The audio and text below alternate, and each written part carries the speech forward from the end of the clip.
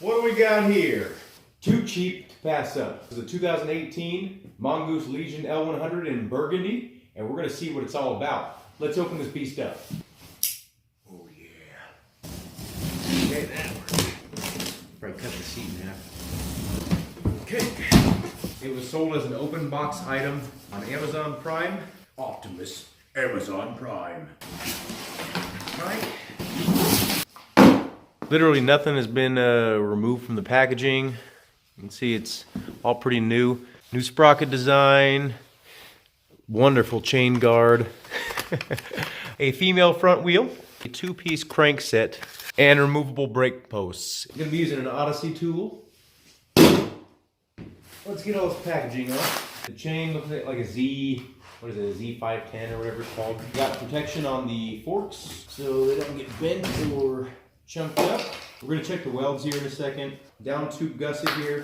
For those of you that haven't seen my 2017 review and build or whatever you want to call it, of the same bike, just a 2017 version, different color. Go ahead and check that out, just so you can kind of compare. Here's the seat. Let's check this out real quick. Wow, the seat's really nice. Got a nice tag that, don't remove this. Yeah. Okay, the front wheel has been removed.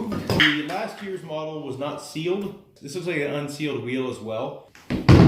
They label the fork. You'd be surprised to see how many people run their forks backwards, not knowing that they're not supposed to be backwards like that. The cranks appear to be better quality than the last year's model. The seat clamp looks like it's a better quality seat clamp, a little bit different design.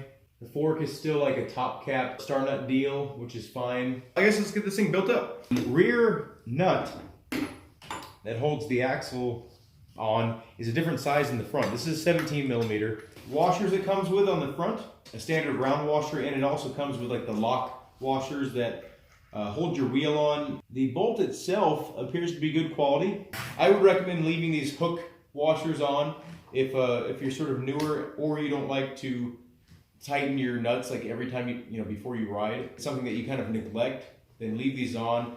Now, it does matter which way you put this on. Again, the forks appear to be too far spread out. Same with the 2017. Unless I put a washer in there to kind of make up the difference, the forks are going to be kind of pinched slightly, which reduces their strength because they need to have flex any given way. And then when they're kind of pinched, you're kind of pre-flexing it so it doesn't have that give both ways. So watch that.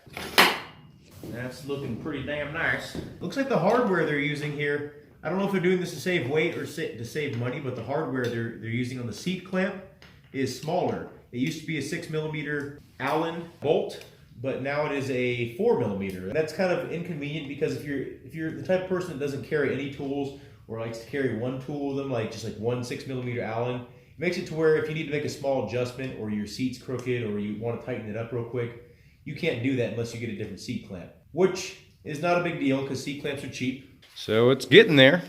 I'm really digging this color. It looks like a high quality finish. Doesn't look like cheap at all. This is what's in the box that I kind of threw aside. Just the pedals, reflectors and things, and the owner's manual, which is pretty thick and detailed. Let's throw the pedals on. I'm not gonna put the reflectors on because I'm responsible for my own safety. And so if you're getting this for a little kid or whatever as a gift, throw these on for them. Okay, something I noticed is the wear lines are absent from this rim. I don't know if this is a cheaper rim or maybe it's a better rim. I don't know.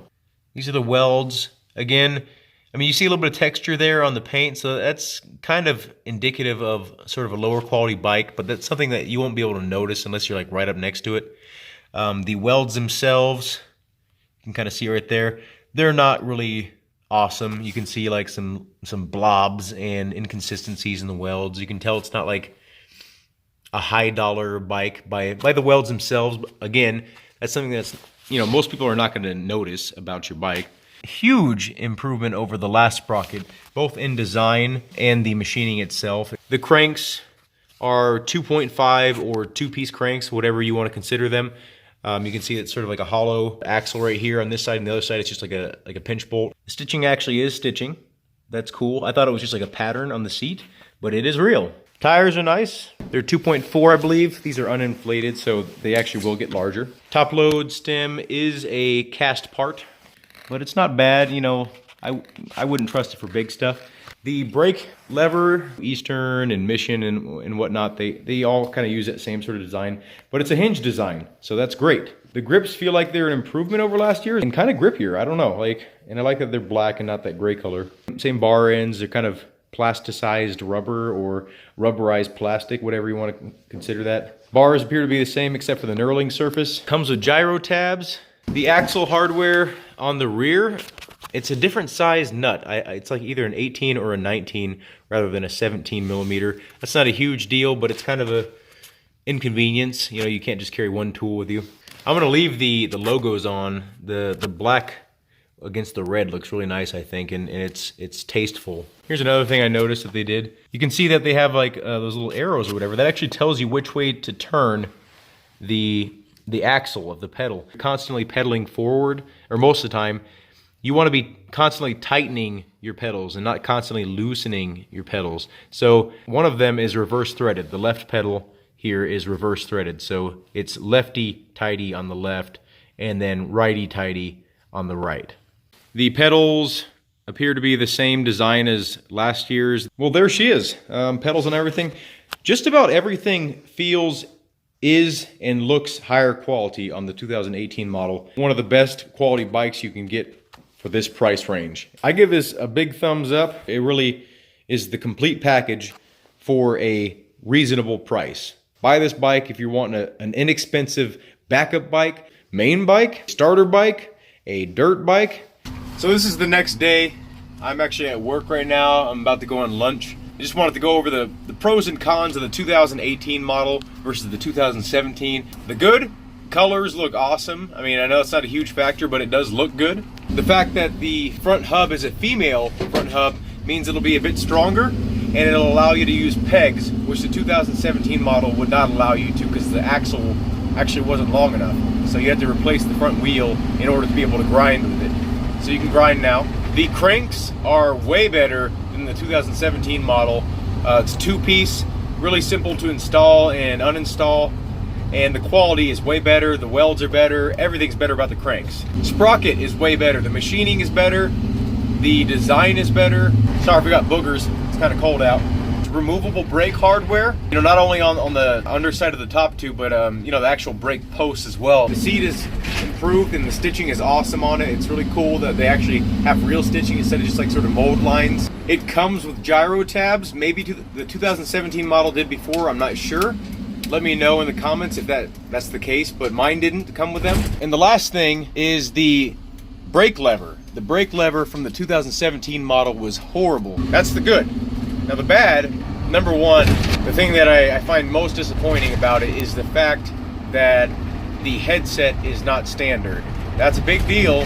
You can't just go out and buy a headset for this thing. You have to like special order like a specific bearing. I don't like that. I really don't. The spoke nipples are a different size than what's standard, and that's not a huge deal. Just get a different spoke wrench and they're pretty cheap. I'm not sure why they changed the knurling on the bars. I wouldn't even consider it knurling anymore. Knurling is kind of like a diamond cut pattern, and these are just straight up lines, and I think probably it's cheaper to manufacture, and that's probably why they switched to that. And it's probably good enough for most people, because most people that are buying this inexpensive of a bike are not going to be running it probably super hard, at least not for a long time.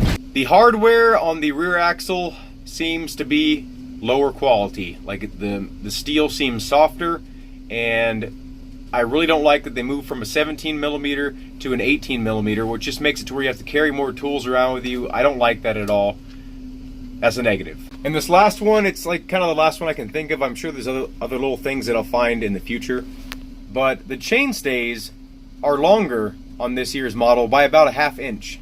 I don't know if it's whoever welded it kind of welded it a little bit off, but from the center of the axle, you know, in the bottom bracket, to the center of the dropouts, like where your bolt sits, the center of the bolt is longer. It makes hopping a little bit more difficult, but it does make it more stable if you're into dirt jumps, and that's what I'm going to use it for. So anyway, I'm going to close this video out. Have a good day. Thank you for watching, and I hope to see you in a future video.